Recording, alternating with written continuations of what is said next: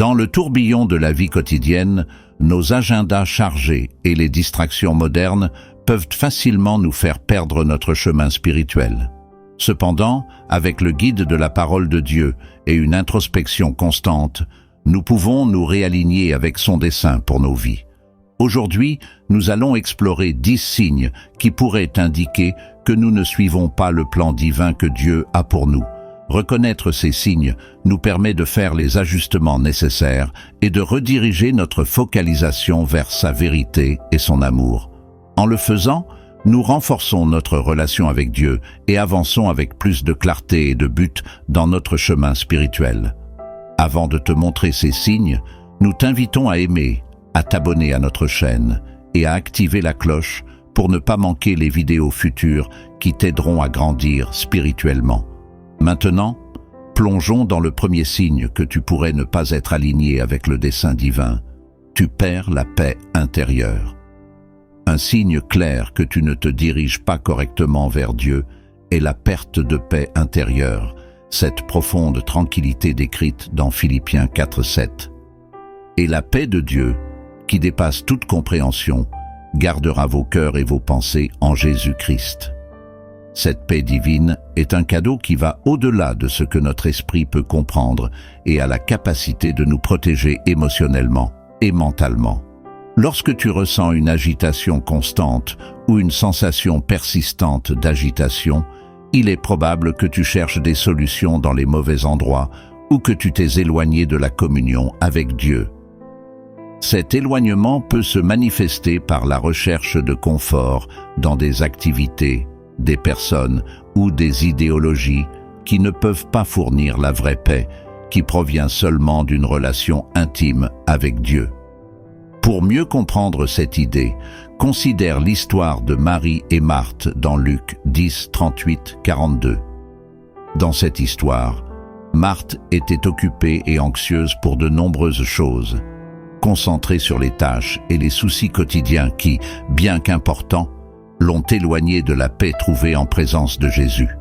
Son souci des responsabilités quotidiennes lui a fait perdre de vue l'opportunité d'être en communion avec le Seigneur. En contraste, Marie a choisi la meilleure part en s'asseyant aux pieds de Jésus et en écoutant ses enseignements, démontrant que la paix intérieure se trouve en priorisant la connexion avec lui sur les distractions et les soucis quotidiens. Ce récit nous enseigne une leçon précieuse. Pour restaurer et maintenir notre paix intérieure, il est essentiel de revenir à Dieu dans la prière et de renouveler notre communion avec lui. Dans la prière, nous trouvons un espace pour partager nos préoccupations et nos anxiétés avec Dieu et recevoir son réconfort et sa direction. La pratique régulière de la prière ne renforce pas seulement notre relation avec Dieu, mais nous fournit également une perspective renouvelée et une paix qui peut nous soutenir dans toutes les circonstances. Ainsi, lorsque tu sens que la paix t'échappe, fais une pause et dirige-toi vers Dieu dans la prière, cherchant sa présence et permettant à sa paix, qui dépasse toute compréhension, de garder ton cœur et ton esprit en Christ Jésus. Deuxième signe, tu ne trouves pas ta direction. Un autre signe clair que tu ne te diriges pas correctement vers Dieu est le manque de direction claire dans ta vie. Ce type de confusion et de désorientation se présente lorsque nous ne faisons pas entièrement confiance à Dieu ni ne cherchons sa guidance pour nos décisions. Proverbe 3, 5, 6 nous instruit « Confie-toi en l'Éternel de tout ton cœur et ne t'appuie pas sur ta propre sagesse. Reconnais-le dans toutes tes voies et il rendra tes sentiers droits. » Ce passage souligne l'importance de mettre toute notre confiance en Dieu et de ne pas dépendre de notre propre sagesse limitée. Reconnaître Dieu dans tous nos chemins implique d'inviter sa présence et sa guidance dans chaque aspect de notre vie, en faisant confiance qu'il nous mènera sur le bon chemin. Lorsque nous faisons face au manque de direction, nous nous sentons comme dans un labyrinthe, sans savoir vers où aller ou quelle décision prendre. Cette confusion peut refléter que nous ne cherchons pas la guidance de Dieu avec assez de sincérité ou de patience, et à la place, nous nous appuyons sur notre prudence et notre compréhension. Cette situation peut survenir dans divers domaines de la vie, comme la carrière, les relations, ou même dans des décisions quotidiennes, conduisant à un sentiment d'être bloqué ou de manque de but. Sans la direction de Dieu, nos décisions peuvent manquer de la sagesse divine, résultant en frustration et en sentiment de vide. L'histoire de Jonas illustre parfaitement les conséquences d'ignorer la direction de Dieu. Dans le livre de Jonas, chapitres 1 et 2, nous voyons Jonas fuyant la mission que Dieu lui avait confiée, aller à Ninive. Au lieu d'obéir, il a décidé de prendre une direction différente, ce qui l'a conduit à une série de problèmes, culminant dans le fait d'être avalé par un grand poisson. Le manque de clarté et de direction dans sa vie était une conséquence directe de sa désobéissance et de son rejet de la guidance de Dieu. Cependant, dans le ventre du poisson, Jonas a finalement tourné son cœur vers Dieu, a prié et s'est repenti, ce qui a marqué le début de sa rédemption et la récupération de son but. Son histoire nous enseigne que même dans nos moments de plus grande confusion ou rébellion, Dieu est prêt à redresser nos chemins si nous revenons à lui avec un cœur sincère et prêt à suivre sa direction. Pour retrouver une direction claire dans ta vie, il est crucial de faire confiance à Dieu de tout ton cœur et d'éviter de t'appuyer sur ta propre compréhension. Cela nécessite une pratique constante de la prière, cherchant la sagesse et la guidance de Dieu dans chaque décision. La méditation dans les Écritures est également fondamentale, car elle nous aide à discerner sa volonté et à aligner nos actions avec ses desseins. De plus, il est important d'être prêt à attendre patiemment sa direction, en faisant confiance que son plan est parfait et se révélera au moment approprié. L'histoire de Jonas nous rappelle que, bien que nous nous égarions, il y a toujours une opportunité de rectifier notre trajectoire si nous cherchons Dieu avec humilité et disposition à obéir à sa guidance. En résumé, le manque de direction claire peut être un signe que nous devons réévaluer notre relation avec Dieu et comment nous cherchons sa guidance dans notre vie.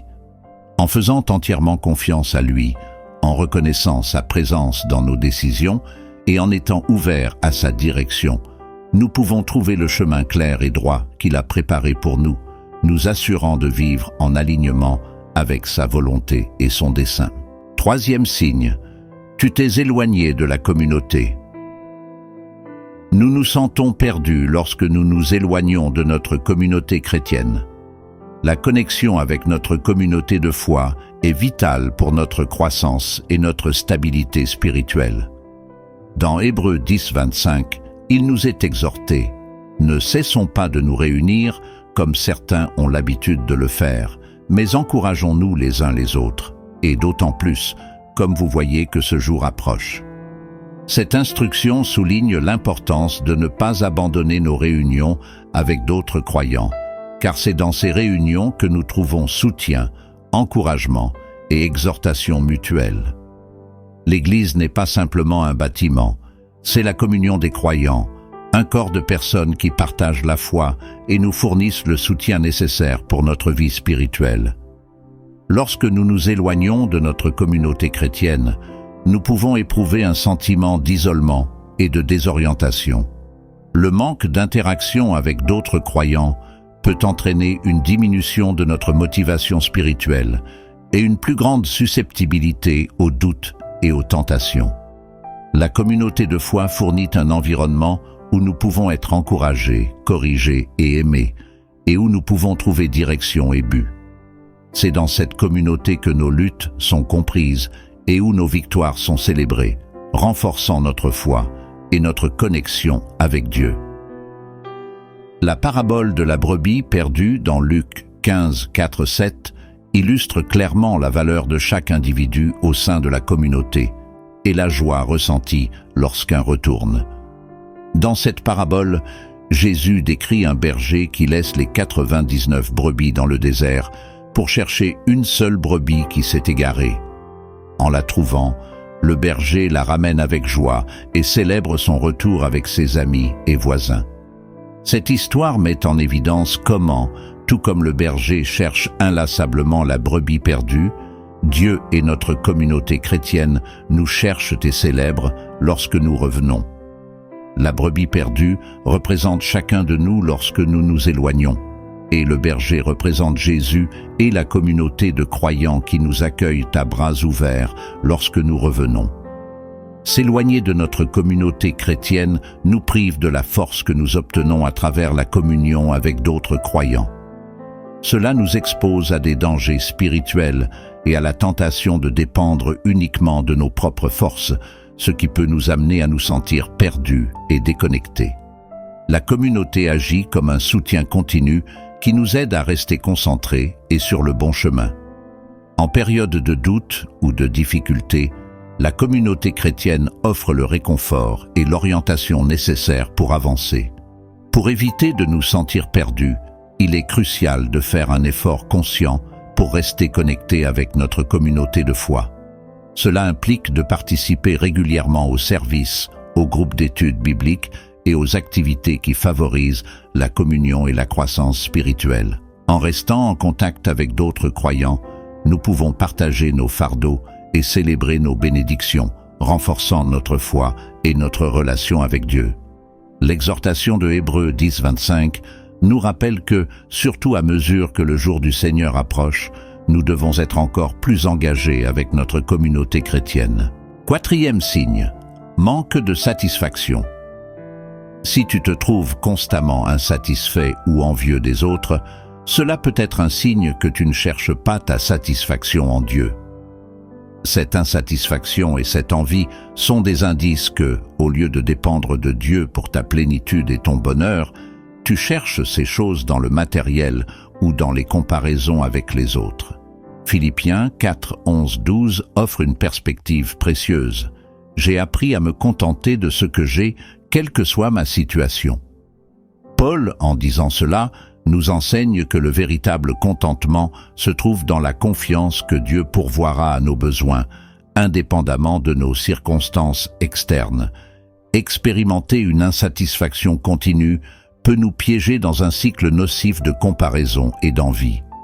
Au lieu d'apprécier les bénédictions que Dieu nous a données, nous pouvons nous sentir piégés à désirer ce que les autres ont, comme des possessions, des réussites ou des expériences.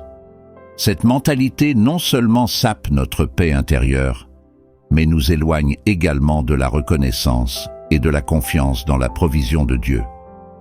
Au lieu de nous concentrer sur les bénédictions présentes, notre esprit se détourne vers ce que nous croyons manquer, alimentant un sentiment constant de vide et de mécontentement. L'histoire d'Élie et de la veuve, dans 1 Roi 17, 8, 16, illustre l'importance de faire confiance à Dieu pour la provision. Dieu instruit Élie d'aller à Sarepta, où une veuve prendra soin de lui. Malgré sa grande pauvreté, la veuve montre une foi et une obéissance remarquables en partageant le peu qu'elle a avec Élie. En retour, Dieu réalise un miracle, assurant que sa farine et son huile ne s'épuisent pas pendant la sécheresse. Ce récit souligne comment, en faisant confiance à Dieu et en agissant avec foi, on peut expérimenter sa provision de manière surprenante et transformatrice, même dans des situations apparemment désespérées. La provision miraculeuse de Dieu dans l'histoire d'Élie et de la veuve nous montre que le véritable contentement émerge d'une foi ferme et d'une disposition à suivre la guidance divine. La veuve aurait pu se laisser emporter par la peur et le désespoir, mais elle a choisi de faire confiance à la promesse de Dieu transmise par Élie. Sa disposition à partager ce qu'elle avait a ouvert la voie pour qu'elle expérimente l'abondance divine. Cela enseigne que la véritable satisfaction ne se trouve pas dans ce que nous possédons, mais dans notre disposition à faire confiance à Dieu et à vivre selon sa volonté. Pour surmonter l'insatisfaction et l'envie, il est essentiel de développer une attitude de gratitude et une dépendance constante envers Dieu. Cela implique de reconnaître et de valoriser les bénédictions que nous possédons déjà, aussi petites soient-elles, et de faire confiance au plan de Dieu pour notre vie. La pratique de la gratitude nous aide à nous concentrer sur le positif et à renforcer notre confiance dans le soin constant de Dieu. De plus, cultiver une relation profonde avec Dieu à travers la prière et l'étude des Écritures renforce notre capacité à trouver satisfaction dans sa provision et son dessein. Le mécontentement et l'envie envers les autres révèlent que nous cherchons la satisfaction au mauvais endroit. Philippiens 4, 11, 12. Et l'histoire d'Élie et de la veuve nous enseigne que la satisfaction authentique se trouve en faisant confiance à la suffisance de Dieu et en maintenant une attitude de gratitude et de foi. En dépendant de Dieu pour nos besoins et en nous concentrant sur les bénédictions présentes, nous pouvons surmonter l'insatisfaction et l'envie, trouvant une paix et une satisfaction durable dans notre relation avec lui. 5e signe, manque de fruits spirituels. Le manque de fruits spirituels est un autre signe que tu pourrais ne pas être correctement aligné avec Dieu. Dans Jean 15, 5, Jésus nous dit « Je suis la vigne, vous êtes les sarments. Celui qui demeure en moi et moi en lui porte beaucoup de fruits, car sans moi vous ne pouvez rien faire. » Cette métaphore de la vigne et des sarments illustre comment notre vitalité spirituelle et notre capacité à produire des fruits dépendent de notre connexion continue avec Christ. Si tu ne produis pas de fruits, comme l'amour, la joie, la paix, la patience et d'autres fruits de l'esprit, il est possible que tu sois déconnecté de la source de vie spirituelle qui est Christ. Le fruit spirituel, tel que décrit dans Galates 5, 22, 23, comprend des qualités telles que l'amour, la joie, la paix, la patience, la bonté, la bienveillance, la foi, la douceur et la maîtrise de soi. Ces fruits ne sont pas simplement des traits de caractère souhaitables, ils sont des preuves tangibles de l'œuvre du Saint-Esprit dans nos vies. Si ces fruits ne se manifestent pas en toi, cela peut être une indication que ta connexion avec Christ est affaiblie. Examiner ta vie à la lumière de ces fruits peut révéler des domaines où tu as besoin de renforcer ton lien avec Christ pour que sa vie coule à travers toi, produisant un caractère qui reflète son amour et sa grâce. Pense à l'analogie de la vigne et des sarments. Une branche séparée de la vigne ne peut pas produire de fruits. De même, lorsque notre relation avec Christ est affaiblie ou interrompue, notre capacité à vivre une vie qui reflète ses valeurs et produit des fruits spirituels diminue. Cette déconnexion peut résulter de diverses causes, telles que le manque de prière, la négligence de l'étude biblique ou l'absence de communion avec d'autres croyants. Chacune de ces pratiques est essentielle pour rester unie à Christ, la vigne, et pour permettre à sa vie de couler à travers nous. L'apôtre Paul nous rappelle dans Galates 5, 22, 23 que le fruit de l'Esprit est la preuve de l'œuvre de Dieu dans nos vies.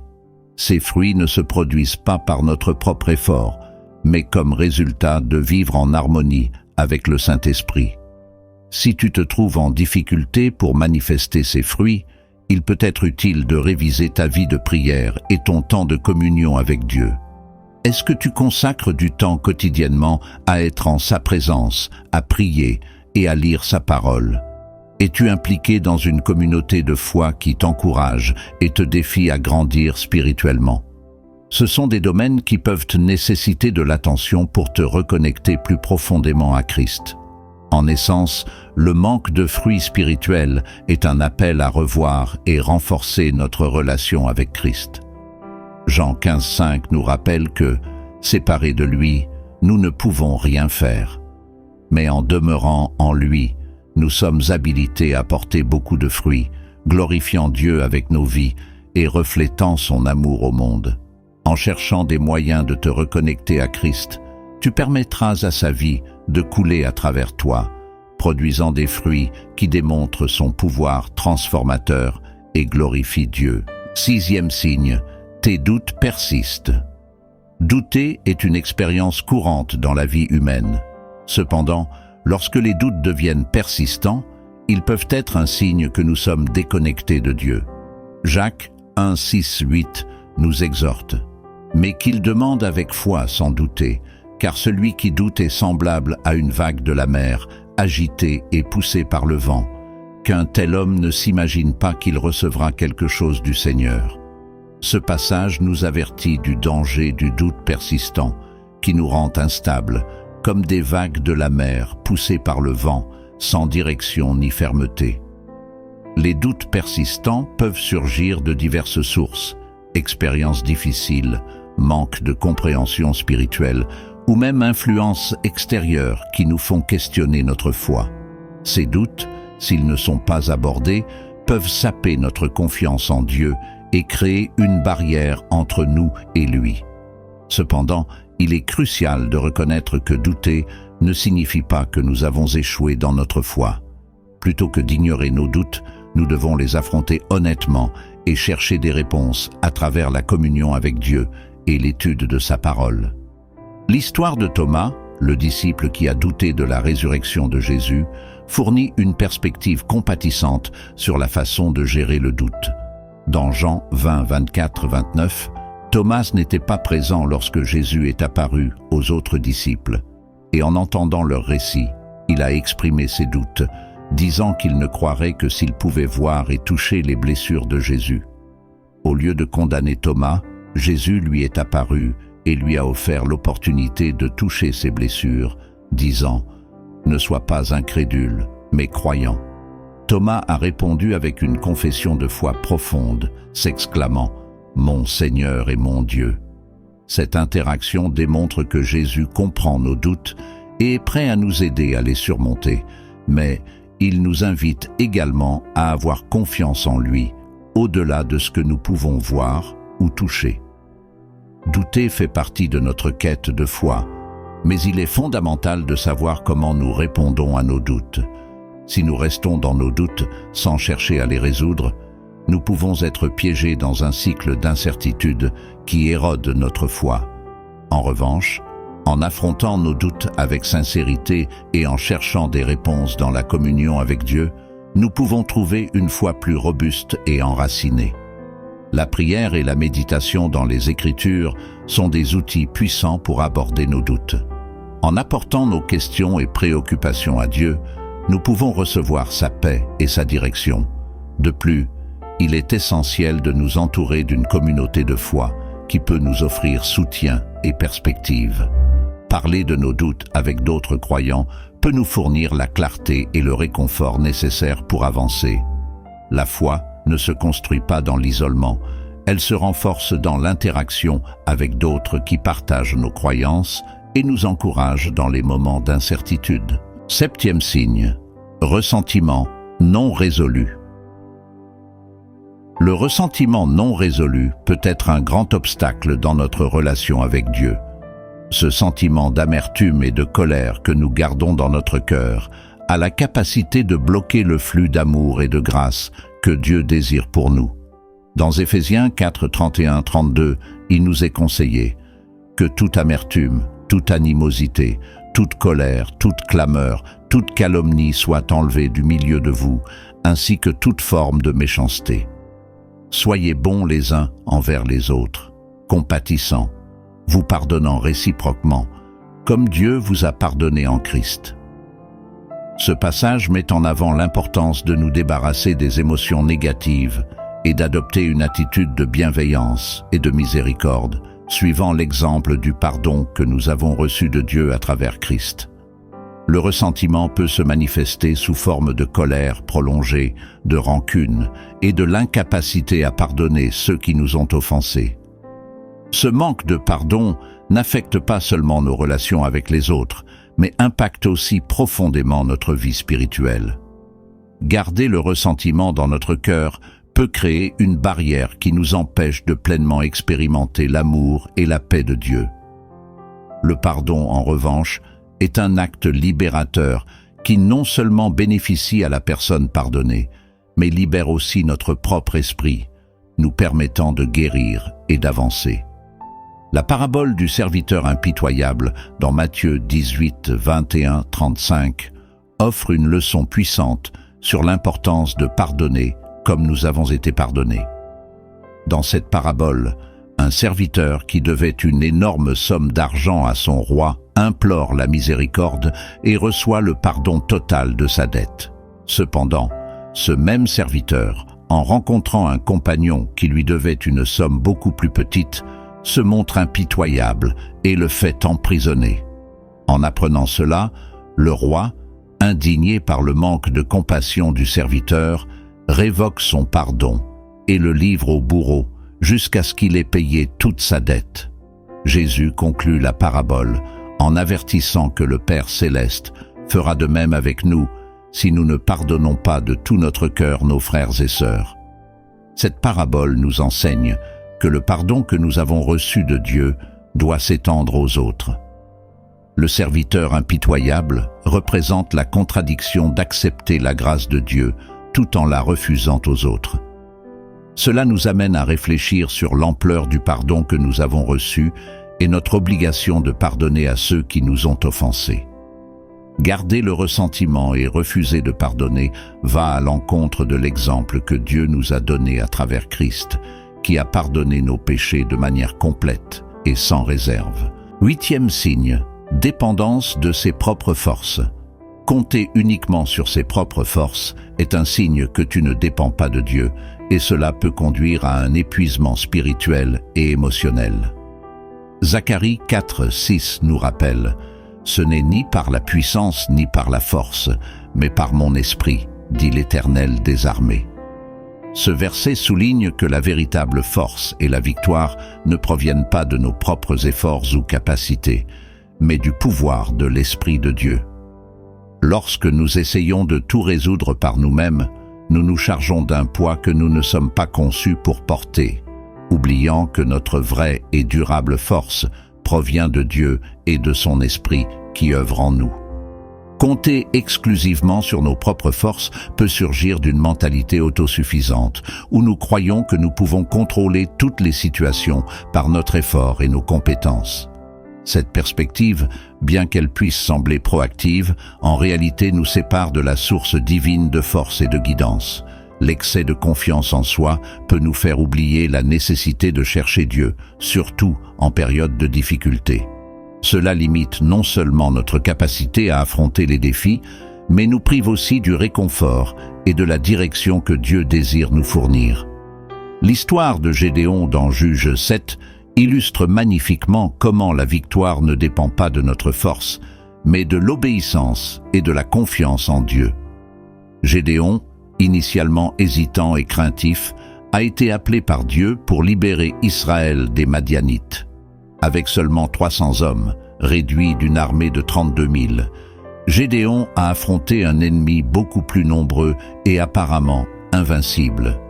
Cette réduction drastique de son armée n'était pas une punition, mais une stratégie divine pour montrer que la victoire ne se gagne pas par les chiffres ou la puissance humaine, mais par l'intervention de Dieu. Lorsque Gédéon a fait confiance à la direction de Dieu et a agi en obéissance, lui et sa petite armée ont remporté une victoire miraculeuse, démontrant que le pouvoir de Dieu se perfectionne dans notre faiblesse. Ce récit nous enseigne que notre force, lorsqu'elle est dépourvue de la guidance et du pouvoir de Dieu, est insuffisante pour affronter les défis de la vie. C'est seulement lorsque nous nous rendons à la volonté de Dieu et dépendons de son esprit que nous pouvons expérimenter le vrai pouvoir et accomplir ce qui semble impossible. Gédéon, en faisant confiance à la stratégie de Dieu plutôt qu'à ses propres tactiques, est devenu un exemple de la manière dont la dépendance envers Dieu peut mener à des résultats étonnants, surpassant toute limitation humaine. 9e signe, manque de gratitude. Le manque de louange et de gratitude peut être un symptôme de déconnexion avec Dieu.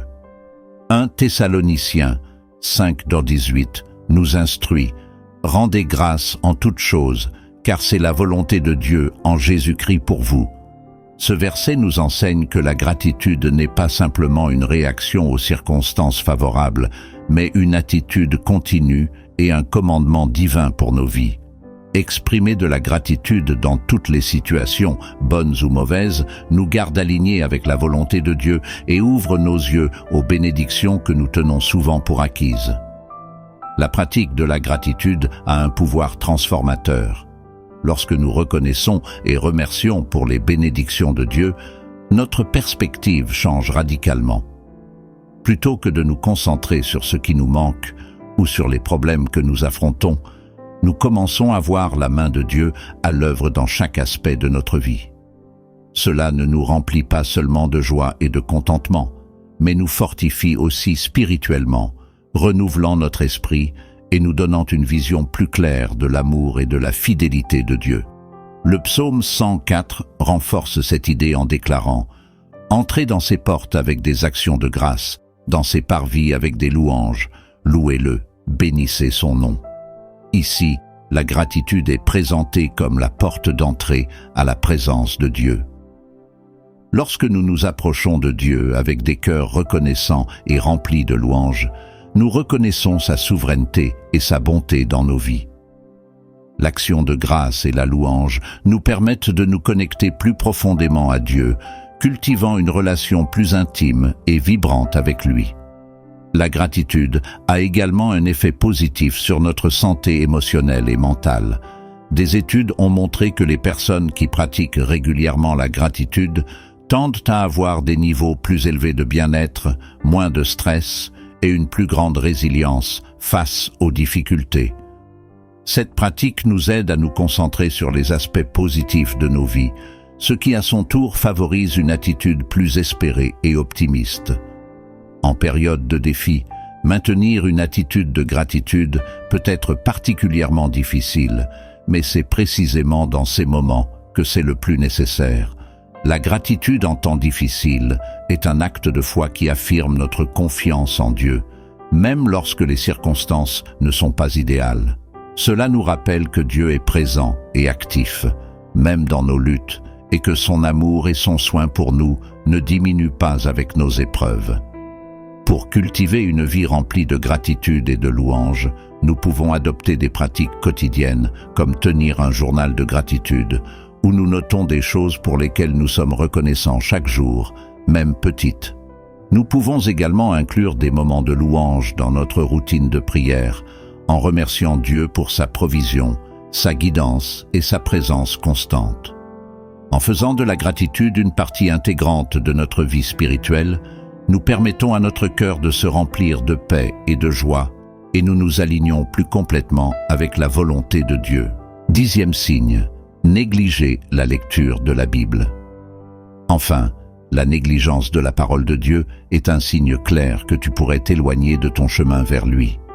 Si tu as remarqué que ta Bible est devenue un simple ornement dans ta maison, accumulant de la poussière, il est probable que tu ne cherches pas activement la guidance que Dieu t'offre.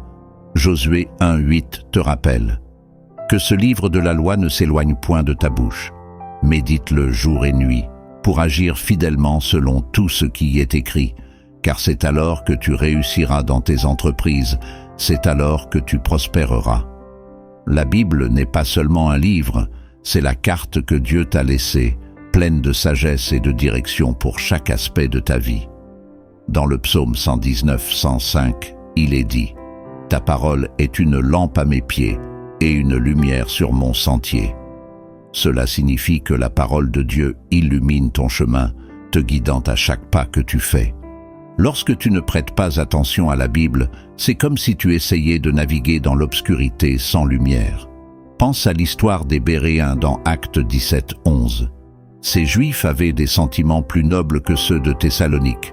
Ils reçurent la parole avec beaucoup d'empressement et ils examinaient chaque jour les Écritures pour voir si ce qu'on leur disait était exact. Les Béréens se consacraient à étudier la Bible quotidiennement, ne prenant rien pour acquis. Cette diligence leur a permis de reconnaître la vérité et de grandir dans leur foi. La parole de Dieu est plus que des histoires anciennes. C'est une source vivante d'inspiration et de conseils qui peut transformer ta vie. 2 Timothée 3, 16, 17 affirme « Toute écriture est inspirée de Dieu et utile pour enseigner, pour convaincre, pour corriger, pour instruire dans la justice, afin que l'homme de Dieu soit accompli et propre à toute bonne œuvre. » L'écriture est ton guide pour vivre une vie pleine et accomplir le dessein que Dieu a pour toi. Pour réorienter ta vie vers Dieu, engage-toi à lire et méditer sa parole tous les jours. Tu n'as pas besoin de lire beaucoup, mais fais-le régulièrement et avec un cœur disposé. Laisse les Écritures nourrir ton esprit et te fournir la sagesse dont tu as besoin pour affronter chaque jour. Aujourd'hui est le moment parfait pour redécouvrir le trésor que tu as dans la parole de Dieu et laisser cette parole guider chacun de tes pas. Prière de clôture. Père céleste bien-aimé, nous nous approchons de toi avec des cœurs humbles et remplis de gratitude pour ce moment de réflexion et d'apprentissage. Nous te remercions pour ta bonté infinie et pour la sagesse que tu déverses sur nous à travers ta parole. Merci de nous rappeler que, quelles que soient nos circonstances, nous pouvons toujours revenir à toi, l'encre de nos âmes et la source de notre paix. Seigneur, nous reconnaissons que nous nous égarons souvent de ton chemin et nous appuyons sur notre propre prudence, comptant sur nos forces et perdant de vue ton dessein pour nos vies. Pardonne-nous pour nos doutes, pour le manque de gratitude, pour le ressentiment que nous gardons parfois dans nos cœurs et pour toute autre chose qui nous sépare de toi. Nous savons que ces choses non seulement nous éloignent de ton amour, mais bloquent aussi le flux de ta grâce et de ta paix dans nos vies. Nous te demandons, Seigneur, de nous aider à nous reconnecter profondément avec toi. Donne-nous la force de faire face à nos doutes et nos peurs avec foi, l'humilité pour reconnaître nos limites et la sagesse pour chercher ta guidance dans tout ce que nous faisons. Que ton Saint-Esprit soit notre compagnon constant, nous guidant, nous réconfortant et nous équipant pour porter des fruits qui glorifient ton nom. Père, dans chaque domaine de nos vies où nous avons échoué à dépendre de toi, nous te demandons d'intervenir. Renouvelle en nous un esprit d'obéissance et de confiance, afin que nous puissions vivre chaque jour en alignement avec ta volonté. Aide-nous à nous rappeler que, séparés de toi, nous ne pouvons rien faire, mais qu'avec toi, toutes choses sont possibles. Permets-nous d'être des témoins vivants de ton amour et de ta puissance, reflétant Christ dans nos actions, paroles et attitudes. Nous te remercions pour les leçons apprises aujourd'hui et pour la transformation que tu opères dans nos cœurs. Nous te demandons de nous remplir de ta paix, cette paix qui dépasse toute compréhension, et de garder nos cœurs et nos pensées en Jésus-Christ. Que la gratitude et la louange jaillissent spontanément de nos lèvres, et que la foi et l'amour que tu as déposés en nous fleurissent et se répandent, touchant tous ceux que nous rencontrons. Nous remettons nos chemins entre tes mains, Seigneur, et redresse nos voies. Fais de nous des instruments de ta paix, de ton amour et de ta grâce, afin que nous puissions vivre de manière à honorer et glorifier ton nom tous les jours de notre vie. Nous te demandons tout cela au nom précieux et puissant de Jésus-Christ, notre Seigneur et Sauveur. Amen. Si cette vidéo t'a inspiré à te reconnecter avec la parole de Dieu, laisse un Amen dans les commentaires. Nous t'invitons à montrer ton soutien en aimant la vidéo, en t'abonnant à notre chaîne et en activant la cloche pour recevoir des notifications de nouveaux contenus. Cela nous aide non seulement à toucher plus de personnes, mais te permet aussi de rester connecté avec des messages plus inspirants et édifiants. De plus, si tu penses que ce contenu peut bénéficier à d'autres, n'hésite pas à le partager. Ta participation active est cruciale pour que ce message atteigne et bénisse plus de personnes. Tu peux également nous soutenir avec une petite donation dans le commentaire épinglé de cette vidéo. Tes contributions nous permettent de continuer à créer du contenu de qualité et à élargir notre portée pour impacter des vies avec la parole de Dieu. Nous t'attendons dans la prochaine vidéo. Merci de nous avoir accompagnés aujourd'hui. Que Dieu te bénisse abondamment.